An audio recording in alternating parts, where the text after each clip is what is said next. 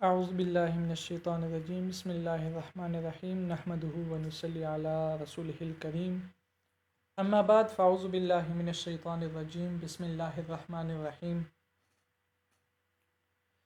یرید اللہ لیذہب عنکم الرجس اہل البیت ویطہرکم تطہیرا صدق اللہ مولانا العظیم وصدق رسولہ النبی الکریم۔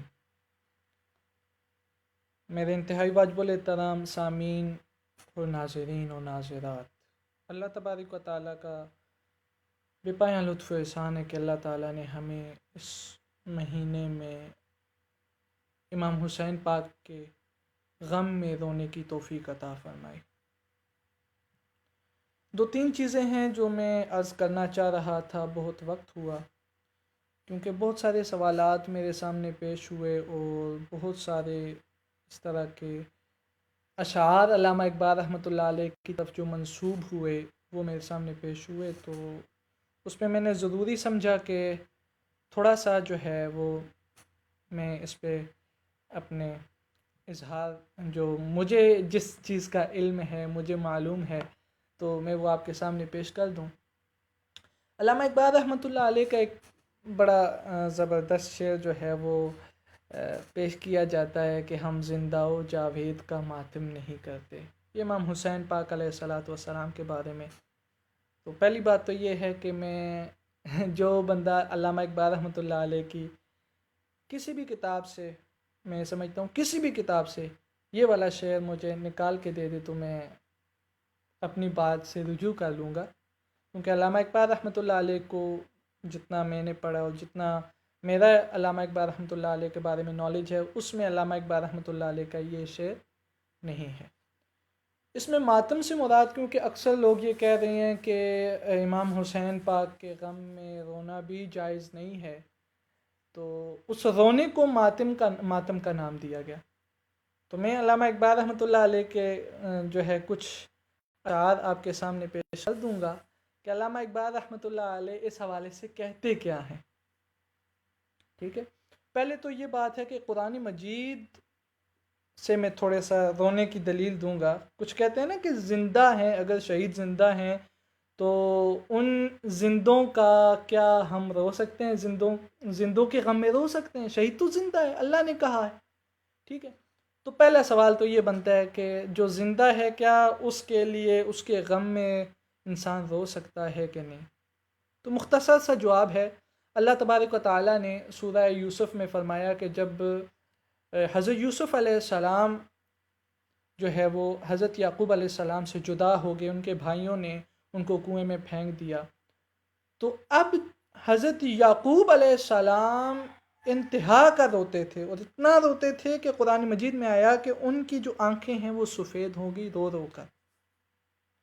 ٹھیک ہے، پھر بھی اللہ نے کہا فَهُوَ كَظِيمٌ، لیکن وہ کیا تھے؟ انتہا کی برداشت کرنے والے تھے، انتہا کا صبر کرنے والے تھے۔ قظیم ایک ہوتا ہے صبر، ایک ہوتا ہے قزم، دو الفاظ ہیں۔ ٹھیک ہے، صبر جو ہے وہ برداشت کو کہتے ہیں، اور جب برداشت انتہا پہ پہنچ جائے اسے قزم کہتے ہیں، اور قظیم کہا کہ وہ بہت زیادہ برداشت کرنے والے تھے، اور جو بہت زیادہ برداشت کرنے والے تھے وہ رو رو کے اپنے اس بیٹے کا، جس بیٹے کے بارے میں یہ بھی معلوم تھا کہ وہ زندہ ہے، اور اس زندہ ہونے پر بھی وہ روئے اور ان کی آنکھیں سفید ہو گئیں، تو یہ تو سب سے پہلے قرآن مجید نے کہا فَهُوَ كَظِيمٌ۔ ٹھیک ہے، وہ قظیم تھے، انتہا کی برداشت تھی۔ ایک واقعہ جو منسوب ہوتا ہے حضرت امام حسین پاک علیہ الصلاۃ والسلام، ان کی طرف جو ہے وہ ایک واقعہ بڑا منسوب ہوتا ہے کہ جب ان کے ایک غلام جو ہے ان کے پاس آئے اور اس غلام سے کچھ گرم چیز امام حسین پاک کے بطن اطہر پر گر گئی، تو اس وقت امام حسین پاک کے چہرے پر جلال نمودار ہونے پر اس نے کہا وَالْكَاظِمِينَ الْغَيْظَ، اور وہ جو ایمان والے ہیں وَالْكَاظِمِينَ الْغَيْظَ، وہ کیا کرتے ہیں؟ وہ قزم کرتے ہیں، کس پر؟ غیظ پر، غضب پر۔ اگر انہیں غصہ آ جاتا ہے تو وہ اس پہ انتہا کی برداشت رکھتے ہیں۔ والعافین عن الناس، اور لوگوں کو معاف کرتے ہیں۔ تو امام حسین پاک نے غصے کو بھی اس وقت کنٹرول کیا، غصے پر بھی قضم کیا، اور